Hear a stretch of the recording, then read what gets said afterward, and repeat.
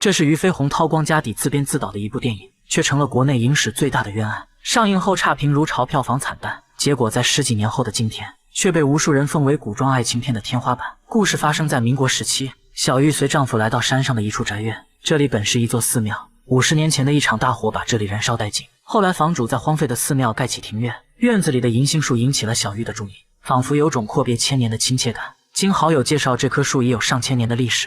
夫妻俩当即决定租下院子。丈夫是个教书先生，每次离家都要好几个月才能回来。两人靠着书信互诉思念。这天，小玉煮好茶水，等待好友到来，结果却看到银杏树下有个黑影若隐若现。她以为是好友来了，跟她开玩笑，于是招呼他快过来坐下。结果从树下竟走出一个和尚。小玉惊呼着抓起菜刀防身，看对方迟迟没有动静，似乎并无恶意，小玉便邀请来人一起喝茶。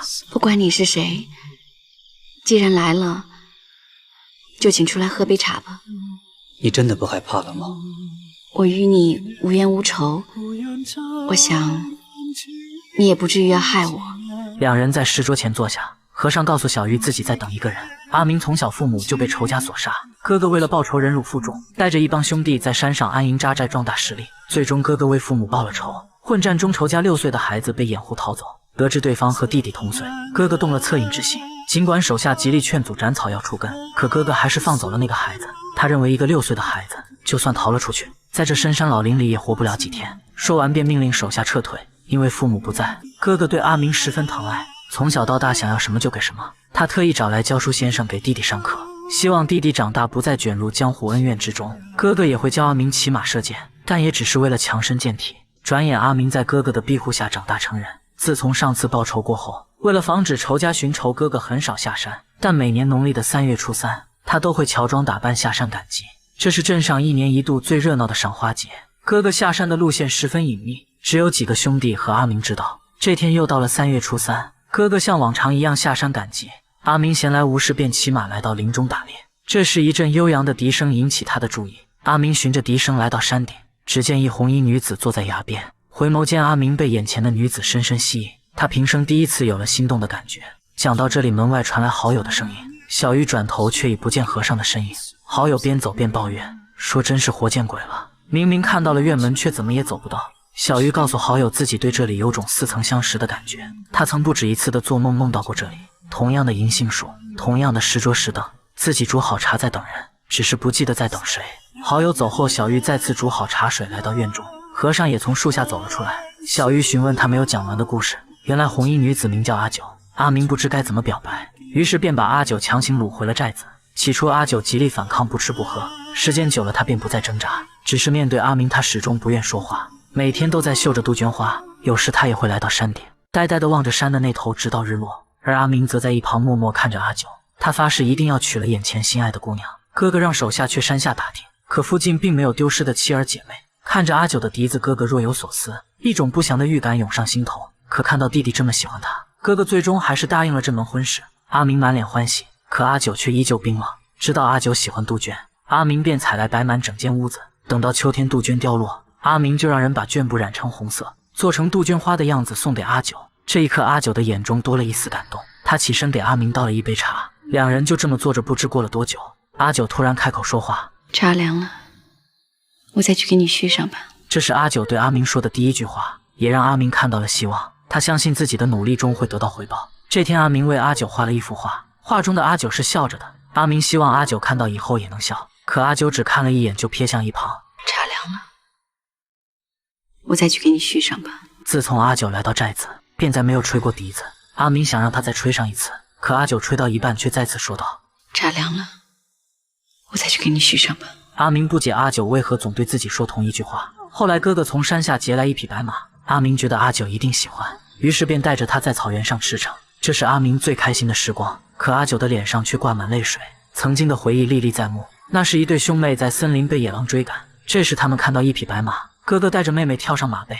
九儿，别怕，有我呢，我会保护你的。阿明以为是阿九害怕，别怕，有我呢。阿九，我绝不会让你受伤害的。可面对阿明一再的关心，阿九始终还是那句：“茶凉了，我再去给你续上吧。”这一刻，阿明再也忍不住追问：“为什么？你为什么要这样？你就这么恨我？难道我所做的一切都不能弥补我的过错吗？”他拿起刀子抵在自己胸口，如果你真的恨我，恨透了我，你现在就把我杀了，咱们一了百了。杀了我！现在杀了我！争夺中，刀子掉落在地，而阿九则再次说出那句：“茶凉了，我再去给你续上。”此刻的阿明万念俱灰，生无可恋的他骑马来到一处寺庙，他想摆脱世间的红尘情债。哥哥得知弟弟要出家，急忙赶来。没关系，我不怨你。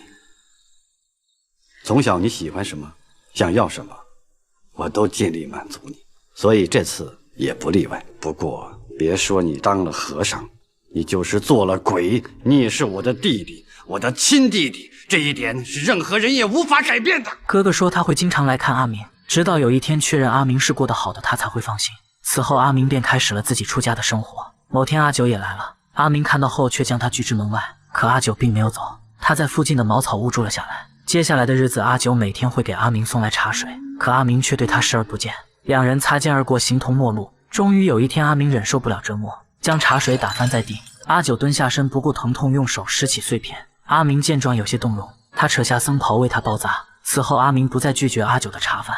阿九还是住在庙外的茅屋里，他仍是不太说话，但脸上却第一次露出笑容，这让阿明感到无比的幸福。他们一起打扫院中的落叶，一起坐在石桌前下棋。本以为日子会这样一直平淡幸福下去，可美好的时光总是过得很快。转眼时间又来到了3月初3，哥哥像往年一样乔装改扮下山游玩。因为是难得的节日，一大早师傅就带着师兄下山化缘去了。阿明独自留在寺庙诵经求佛。往常的这个时候，阿九都会煮好茶在院中等候，可这天却迟迟不见他的身影。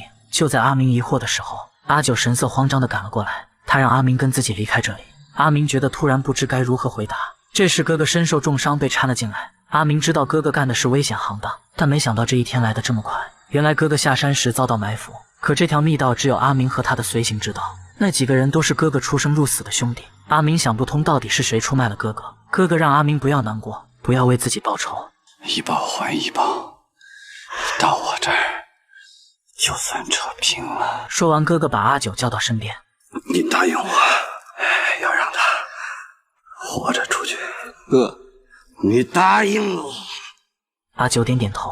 这时寺庙被团团包围，是埋伏哥哥的人追到了这里。就在对方准备闯进来大开杀戒时，阿九朝着门外大喊起来：“不要！他已经死了！”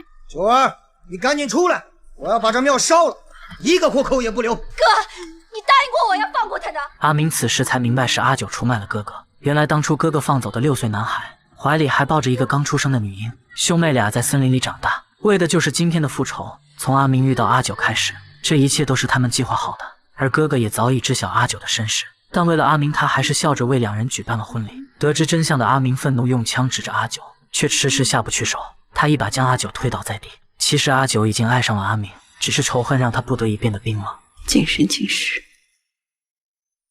我们所走的路都错了，时间不对，地点也不对。阿九来到阿明身边，他把枪对准自己胸口。来生我们再会，来生我会等你。说完，阿九扣动了扳机，他躺在阿明怀里永远睡了过去。最后，阿九的哥哥用长矛刺穿了阿明的胸膛，寺庙随后也被大火燃烧殆尽。小玉问阿明后来等到阿九了吗？阿九向我而去，他以为我还会留在这世上，就急着去投了胎，而我又怕他来到这银杏树下找我，一步也不敢离开，错过了投胎时机。可我在这轮回道上也只能待50年，现在也到时候了。小鱼说会不会阿九来过没有被认出来？阿明说只要阿九来了他一定认得，前世他们都身不由己。阿明本以为今生相遇两人可以从头再来，可他没有想过的是，也许今生的阿九正生活得非常幸福。其实阿明也是想让阿九幸福，所以只要阿九如今是快乐的，这快乐是谁给的又有什么区别呢？这时小鱼注意到阿明的茶凉了。茶凉了，我再去给你续上吧。小鱼的话让阿明再次陷入回忆。阿九临终前跟他约定，来生你若不认得我，我就说你的茶凉了，我再去给你续上，你便知那人是我。此时小鱼再次想起自己的梦境，他想起自己一直在等阿明。当他转身看到镜中一袭红衣时，前世的记忆全部明朗起来。他哭喊着来到院中，却不见阿明的身影。尽管他一遍遍呼喊着阿明，却再也得不到对方的回应。阿明已经放下心中的执念，步入了下一个轮回。多年的等待只化作一场无声的叹息。